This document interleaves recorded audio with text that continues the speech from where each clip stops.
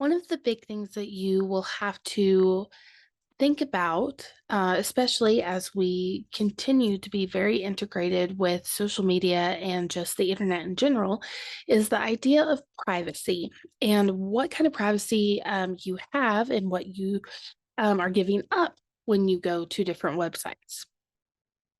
Um, as a society, we value privacy for a few different reasons. One, for the ability to maintain confidentiality, right? There are just some things you don't want other people to know about. To protect ourselves from ridicule, for being made fun of. We also value it to control our reputation and what people say about us or think about us. We value it in a way that it allows us to regulate what kind of social interaction we have with some people.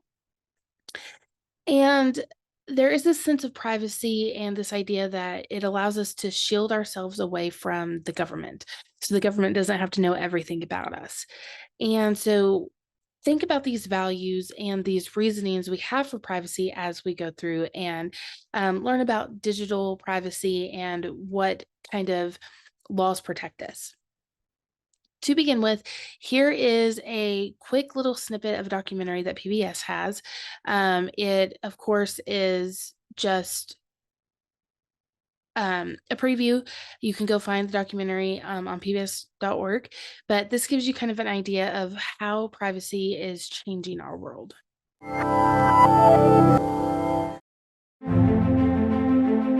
Privacy, it's a human value, and there's so many different parties who could become involved. The companies, the government, individuals. We've seen with the recent revelations of the National Security Agency that people take privacy seriously, and that's no longer paranoid fear, it's a very realistic concern. We need space mentally to play and experiment without the threat of judgment in order to grow into people who are internally free.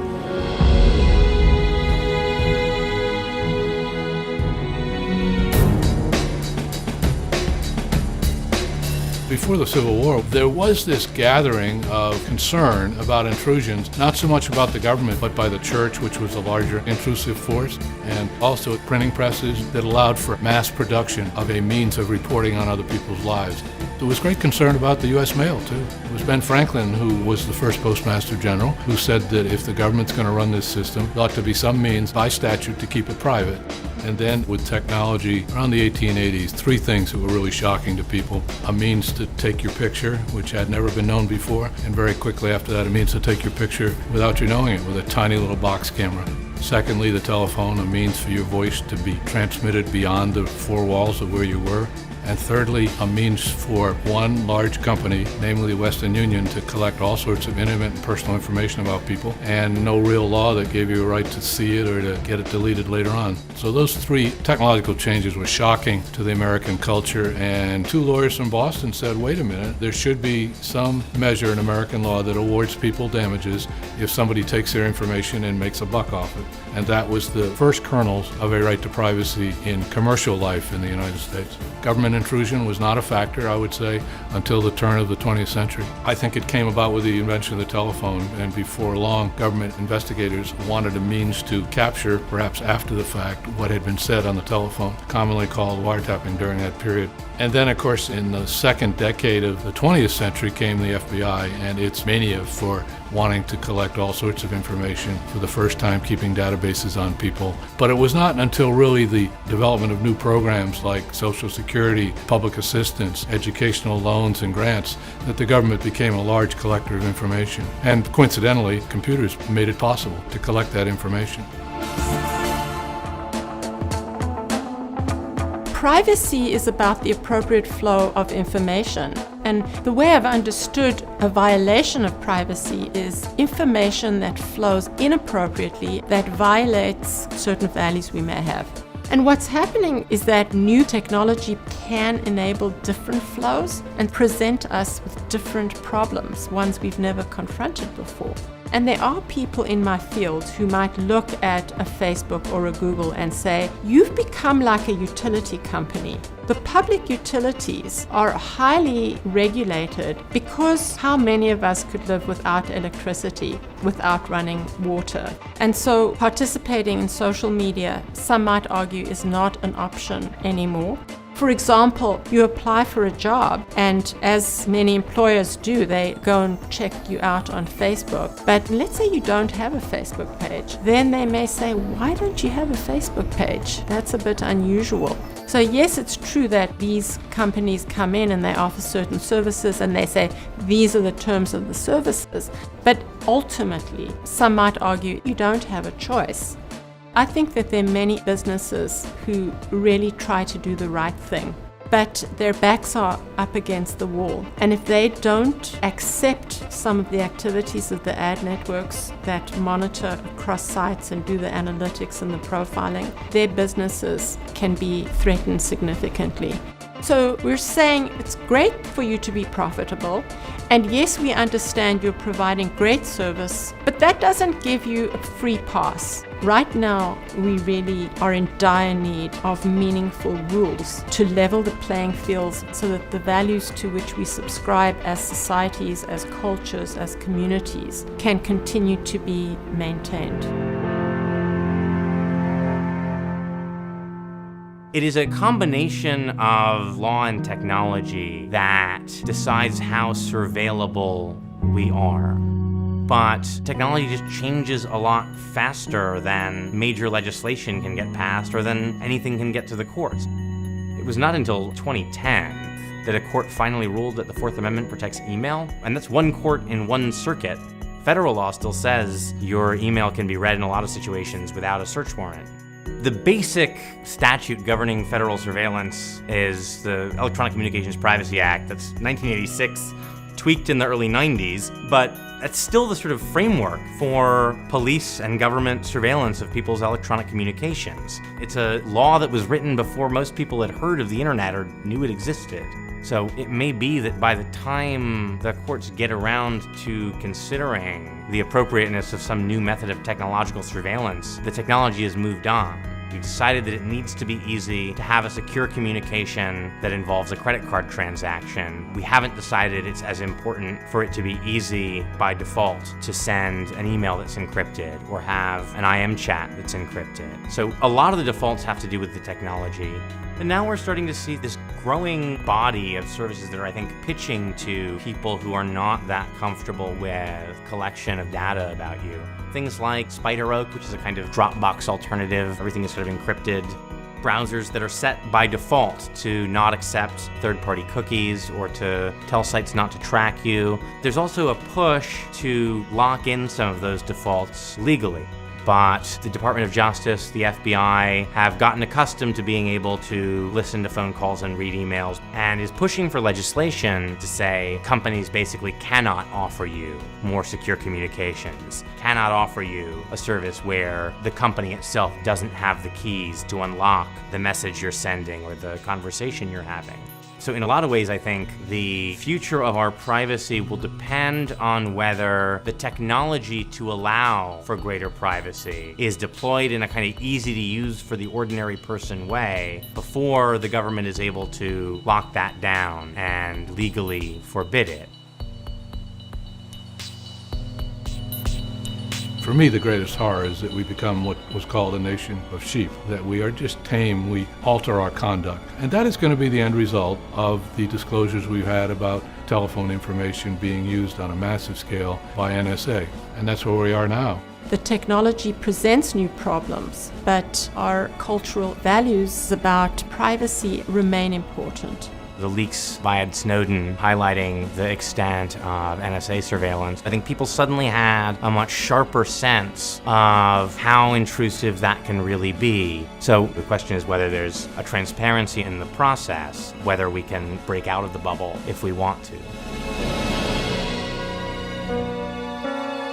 So, as you can see, there are a lot of things that go into not only what we want to be private and what we want to be public, but also like how technology integrates it, how it becomes just the normal settings, and then kind of legislation.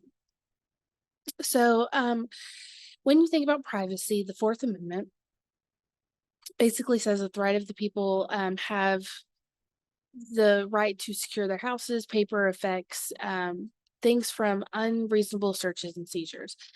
Basically, you have privacy to intrusion, to false light, appropriation, and private facts about yourself. How that correlates to your online self kind of depends on where you are, what you're doing, and the technology at hand. So let's break this down a little bit. So intrusion is the intentional invasion of solitude or the seclusion of other private affairs, and that can be either physical or electrical. Then you have disclosure, which is the revealing of private facts guided by judgment on whether the information serves as compelling public information, and if that outweighs any individual right to remain out of the public eye. Then there's appropriation. Basically, this is the use of someone's name or likeness without their consent. And those things kind of really start the basics of what is private and what isn't, and how can you fight against it. When you are thinking about privacy, there are spaces that you need to be aware of. So there is private space and public space and a digital space. So private space is like your house, your car, your room within a house, things like that. They are your areas where you can keep personal things, and the outside society cannot get into them without your permission. Now, public is out in parks or the university or places that you can, congregate and meet friends, things like that, coffee shops. They're out in public. Privacy is not so much protected there because you are out in a space where anybody can see you, hear you, things like that. The digital space is where it's gray area, right? Because technically the digital space is public, but you can have certain private areas of it. And this is where legislation about what is considered private and what is considered, public use for big data and such gets a little murky. When you think about how we conceive privacy, two theorists really talk about it. One is George Herbert Mead, and the other is Irving Goffman. And both of these people really think about the fact that we have certain selves, quote unquote, that we allow people to see. And those selves or those personalities or the way you allow people to see you changes depending on who you're with, where you're at, and how long you've known somebody. So Mead said social psychology is especially interested in the effect which the social group has in the determination of the experience and the conduct of an individual member. Meaning, the way that you act around certain people really is determined about by who they are and where you've met them and kind of what you want them to know, right? And Goffman says, we are all just actors trying to control and manage our public image. We act based on how others might see us. And Goffman believed that we have a front space and a back space in our personality. And the front space is where we present different masks, right? So you have a mask that you wear with your family, you have a mask that you wear online, there's a mask you wear as a student, so on and so forth. And then the back of the mind is where you can change out those masks and how you process how you interact with people. And so when you think about privacy, especially when it's public versus private versus a digital space, this idea of a mask really comes into play, right? Because you're going to present yourself differently depending on where you're interacting with people. Now, is there a private space online? Yeah, there are some areas. So, when a private profile or group is created, you kind of close a virtual door there. But always know that people can get into it, just like your home is private, but people can break into it. Unauthorized monitoring or viewing within private spaces would constitute an intrusion of privacy. So, private browsers, private groups, things like that. And then social networking sites are left open by users results in no privacy protection, meaning if you leave your social media logged in on your computer, your phone, whatnot, and people are able to get into it, that is your own fault. There is no privacy protection there.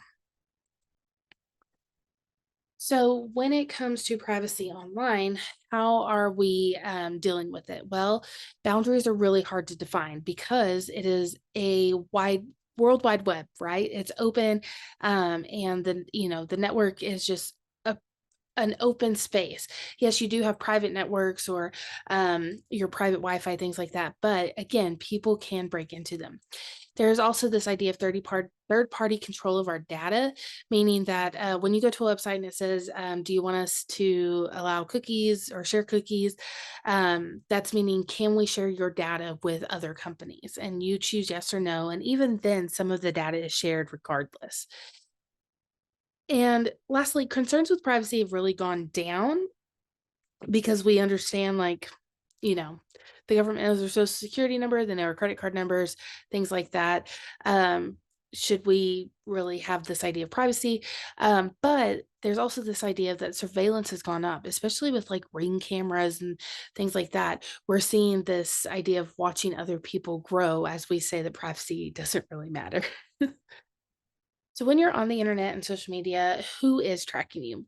One is just organizations in general. They're going to be collecting just information about like what you're looking at, where you're shopping, what things you put in your cart, what you don't. If you're giving information like your email address, um, the government, of course, is tracking just general whereabouts of everyone and what they're doing online, and then your devices. So your smart devices, your tablets, things like that, your watch, smartwatches, they are all using GPS. They're all tracking like your email, what you're looking at, things, even your like Alexa and Google, they're listening, right?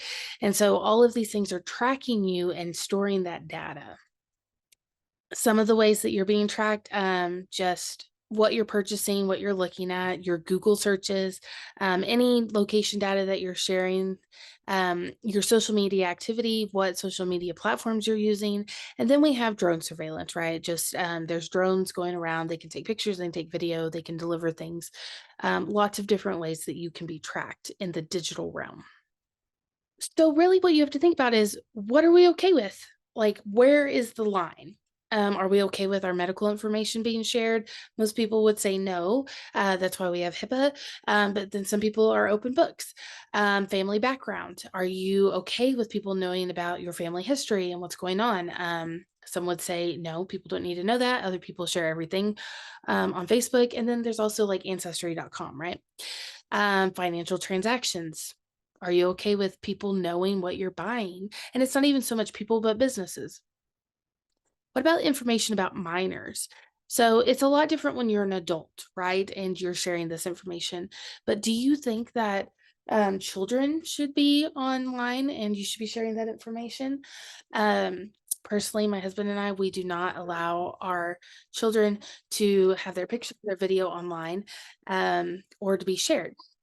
Then what about things about your personality, your sexual orientation, your political ideology, your um, gender, your, ethnicity? Are those things are okay?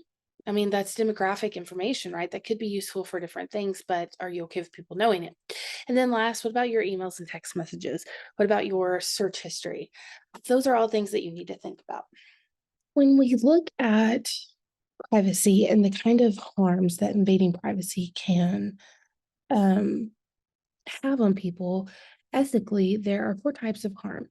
The first one is informational harm. Basically, if somebody steals your identity, this happens a lot over the internet, as we know. The second is informational inequality. And this is when government or corporations are taking all of your data, the big data that they use to sell and market to other companies to sell and market to you. And they do this without your knowledge or consent. We try our best as marketers to let people choose whether they can whether we can use their data or not, but it's not always apparent. The third is informational injustice. Basically, when you take somebody's personal data and use it publicly without any context. And then the last is the encroachment on moral autonomy, meaning that we use our own moral compass to really guide us and make our choices, but we sometimes will use that to put a critical gaze on others or judge others.